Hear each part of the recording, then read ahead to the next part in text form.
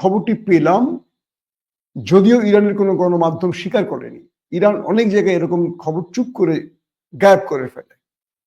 তো বলা হচ্ছে যে ইরানের ভেতরে মাইক্রো এয়ার ভেহিকেল ইউজ করেছে দখলদার দেশটি, এবং বলা হচ্ছে ইরানের ভেতরে মোসাদের এজেন্টরা ড্রোন অ্যাটাক চালিয়েছে ইরানের আইআরজিসি শীর্ষ কমান্ডারদের একটি বৈঠকে। খবর কতটুকু সত্য জানি না, এটা এখন আন্তর্জাতিকভাবে প্রচার হতে শুরু করেছে। অনেক দেশ এই খবরটি এখন প্রচার করছে, যদিও ইরান এই খবরটি এখনো স্বীকার করেনি।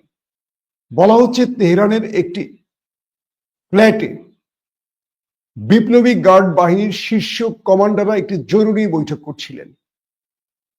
সেই জরুরি বৈঠককালীন সময় সেই ড্রোনটি ইরানের ভেতর থেকে, ইসরায়েল থেকে আসেনি, ইরানের ভেতর থেকে সেই ড্রোনটি সেই ফ্ল্যাটে গিয়ে হিট করে চলে এসছে।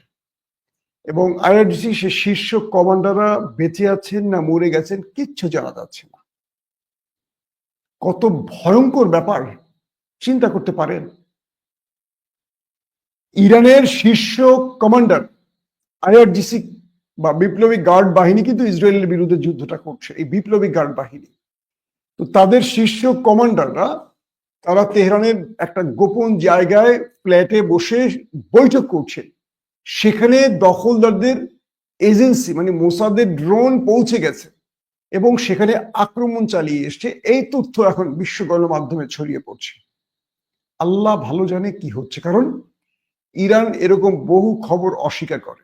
ইরানের গণমাধ্যম কিছুটা ভারতের মতো ফুলিয়ে ফাঁপিয়ে বলে, অনেক কিছু আবার গোপন করে। যেমন ইরানের প্রেসিডেন্ট ইব্রাহিম রাইসি এবং পররাষ্ট্রমন্ত্রী আমির আবদুল্লাহিয়ান এরা যে হেলিকপ্টারে মারা গেছে বিধ্বস্ত হয়ে, পৃথিবীর সকল গোয়েন্দা সংস্থা বলছে এটা মোসাদের কাজ, কিন্তু ইরান স্বীকার করেনি। কেন স্বীকার করেনি? তাহলে প্রশ্ন আসবে যে ইরান তার প্রেসিডেন্টকে নিরাপত্তা দিতে পারে না, পররাষ্ট্রমন্ত্রীকে নিরাপত্তা দিতে ব্যর্থ। ঠিক এই ব্যর্থ শব্দটা ঢাকার জন্য ইরান বলছে এটি একটি হেলিকপ্টার দুর্ঘটনা। তো এখন যে তথ্যটি আসছে, ইরান বলছে যে তারা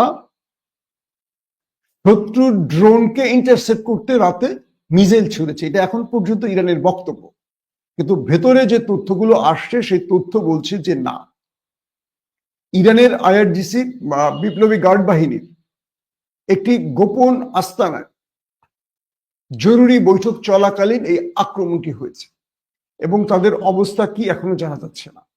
তারা কজন মারা গেছেন, কজন আহত জানা যাচ্ছে না।